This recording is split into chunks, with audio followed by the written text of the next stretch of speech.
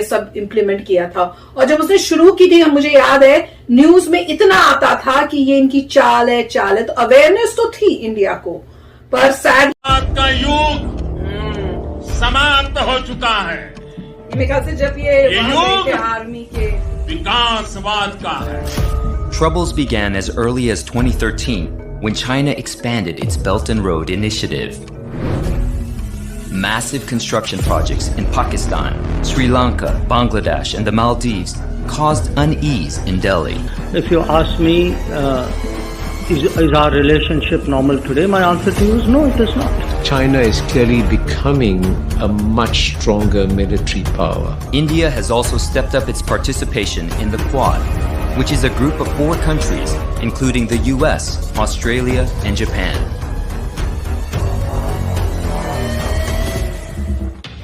Hi everybody, in the past 3 episodes of the Geopolitical series, we saw how China started with something called the Belt and Road Initiative to conquer the world trade. Now just to give you a quick recap, firstly, China strategically used Djibouti, Sri Lanka, Myanmar and Pakistan's weak economic situation to surround India. Secondly, China spent billions of dollars into building oil refineries, high-speed cables, railway lines and even gas pipelines to build an alternate trade route around India. And lastly, China is building an extremely strategic railway line from London to China and another railway line from China to Iran, passing through Kyrgyzstan, Uzbekistan, Turkmenistan, finally ending at Tehran in Iran. This is how China is literally building its own trade route to become an economic superpower, and in this process, China intends to surround its rivals like India and eventually gain military and economic advantage over the United States. This is what we have covered until now. Now, when China is doing so many things, India is obviously not a saint to keep quiet and let China become stronger, right? So the question over here is, what exactly is India doing to tackle the security implications of the Belt and Road Initiative? What is India's strategy to face China in case of a military conflict? And lastly, what are the study materials to help you understand India's geopolitical moves better? This video is brought to you by Wintwealth, but more on this at the end of the video. The answer to this lies in a very important quote by a historian named Alfred Thayer. In his theory of sea dominance, Alfred Thayer said that whoever conquers the Indian Ocean will dominate the whole of Asia. So let's try to understand why is the Indian Ocean so important in geopolitics. Well, if you look at the world map, you will see that the Indian Ocean region consists of 28 countries spanning across 3 continents and covers 17.5% of the global land area. These countries include 21 members of an association called the Indian Ocean Rim Association. This includes major nations like Australia, Bangladesh, India, Indonesia, Iran, Kenya, Malaysia, Oman, Singapore, South Africa, Sri Lanka, Thailand, UAE and Yemen. Then there are 7 others who are not a part of this association, which includes Brunei, Cambodia, Maldives, Myanmar, Pakistan, Timor-Leste and Vietnam. And this region is home to over 35% of the world's population, which is around 2.6 billion people. Now, if you notice something very peculiar about all these nations that I stated, you will realize that the Indian Ocean region is home to some of the fastest growing countries in the world. Secondly, it is one of the most strategic regions in the world, which falls at the crossroads of the global trade itself.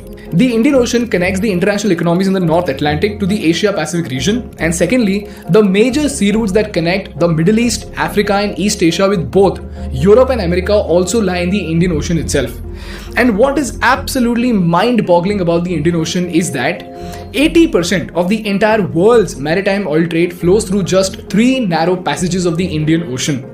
These passages are at the Strait of Hormuz, Strait of Malacca and the Strait of Bab el-Mandeb. These points are what we call as choke points, as in if you choke these points, the major part of the world trade itself will come to a standstill. If this is very clear to you, let's understand these choke points better. The Strait of Hormuz is a strait between the Persian Gulf and the Gulf of Oman.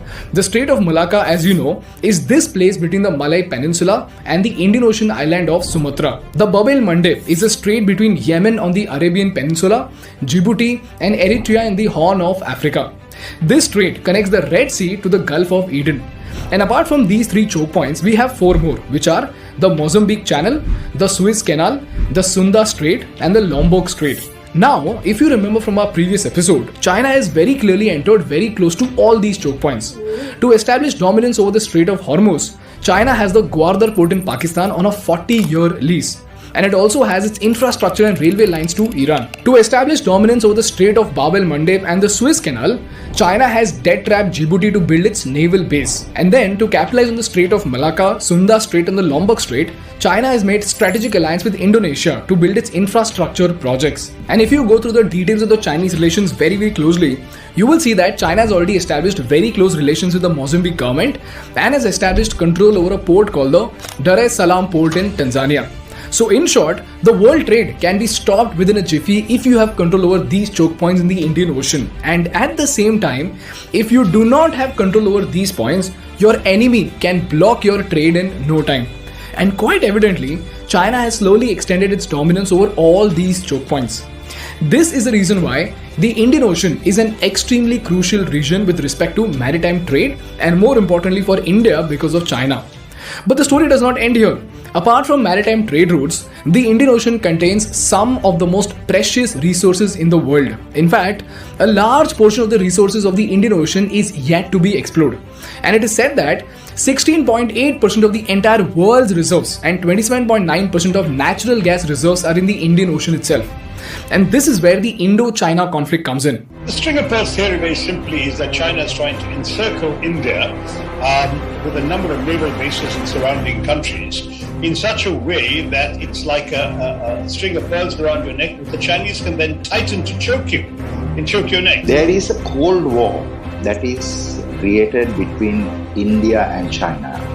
The string of pearls theory has been discussed for more than a decade, and the Ukraine crisis has renewed interest in the subject.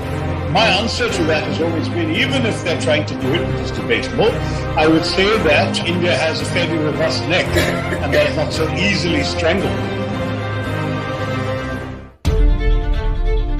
China has very strategically emerged as one of the most important trading partners of the Indian Ocean region, and it accounts for 16.1% of its total goods trade as of 2017. And like we saw in the Belt and Road video, in the past 2 decades, China has been building infrastructure projects in Sri Lanka, Myanmar, Pakistan and Djibouti. Why? Because all of these regions fall in the trade route of China's oil imports and their exports to Africa, Middle East and Europe.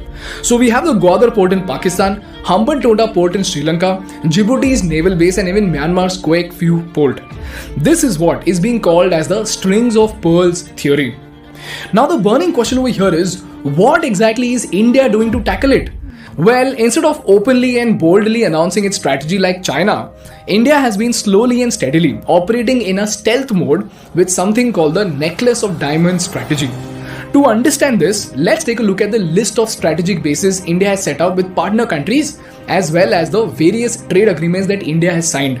And by the way, you must have seen a lot of people who often criticize the Prime Minister saying that he's wasting India's money by taking a world tour. Well, for those of you, here's why the Prime Minister of India spends countless hours in traveling all around the world.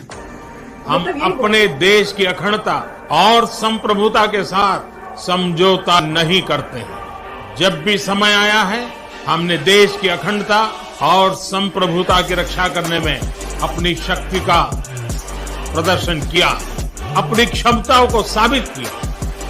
चाहे स्थिति कुछ भी हो, परिस्थिति कुछ भी हो, भारत पूरी दृढ़ता से देश की एक एक इंच जमीन की, देश के स्वाभिमान की रक्षा करे। हमारे लिए भारत की अखंडता और संप्रभुता सर्वोच्च है और इसकी रक्षा करने से हमें कोई भी रोक नहीं सकता। First, let's start from the counter for China's strategic placement at Gwadar and Djibouti. For this, India has very cleverly placed its base over here in Oman, and here's where we have the Dakum port. The Dakum port is where India's important crude imports flow from the Persian Gulf. This place is strategically located on the southeastern seaboard of Oman and is overlooking both the Arabian Sea and the Indian Ocean.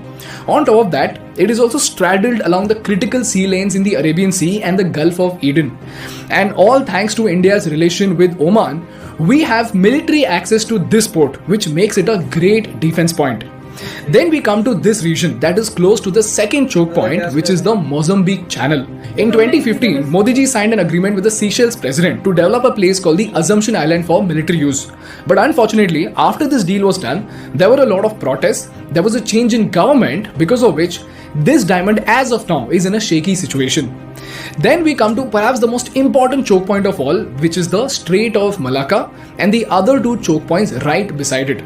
Here's where we have the Changi Naval Base, wherein in 2018, Modi ji signed an agreement with the government of Singapore. This agreement has provided direct access to the Indian Navy itself.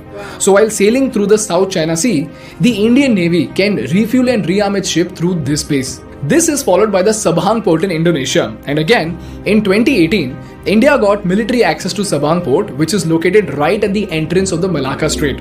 So theoretically, we have a firm grip over the Strait of Malacca.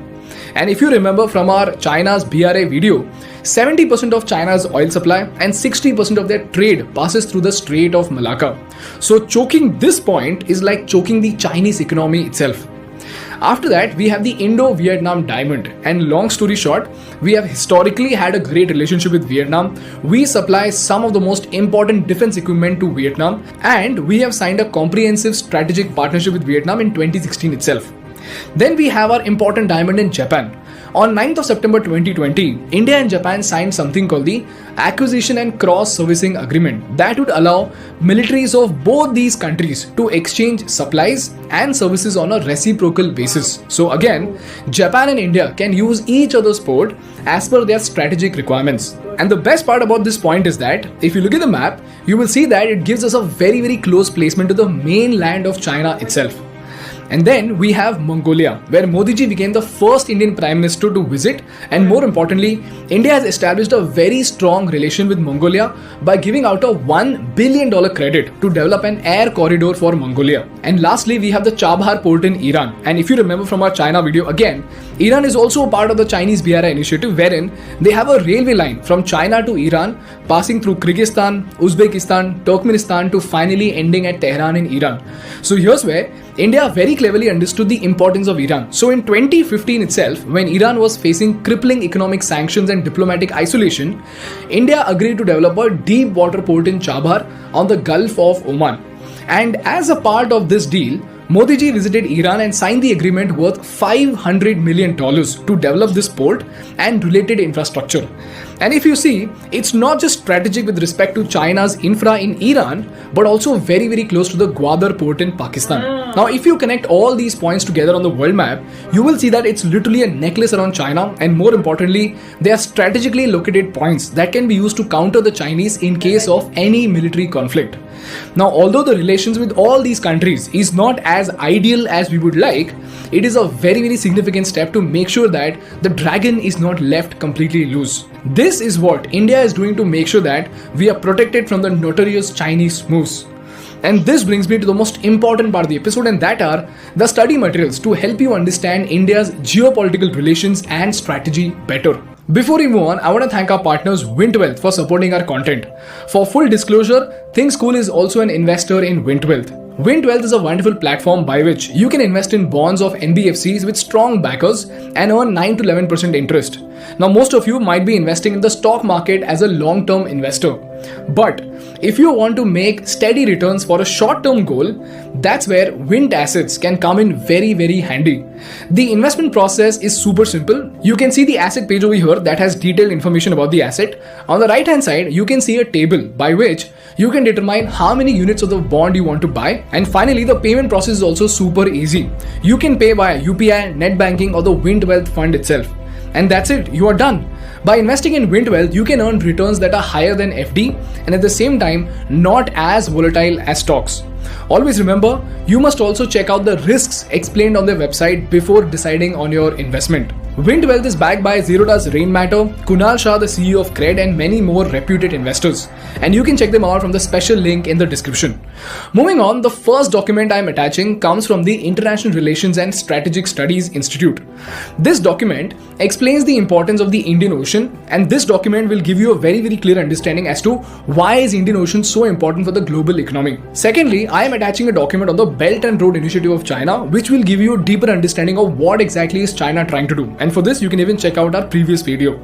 And lastly, I am attaching this super important Quad Summit fact sheet, which will teach you about the important relationship that we are forming with the US, Australia, and Japan.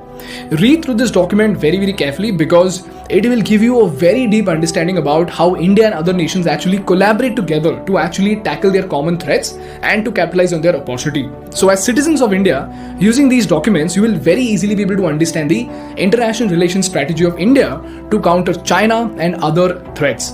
That's all from my side for today, guys. If you learned something valuable, please make sure to hit the like button in order to make Beauty Baba happy.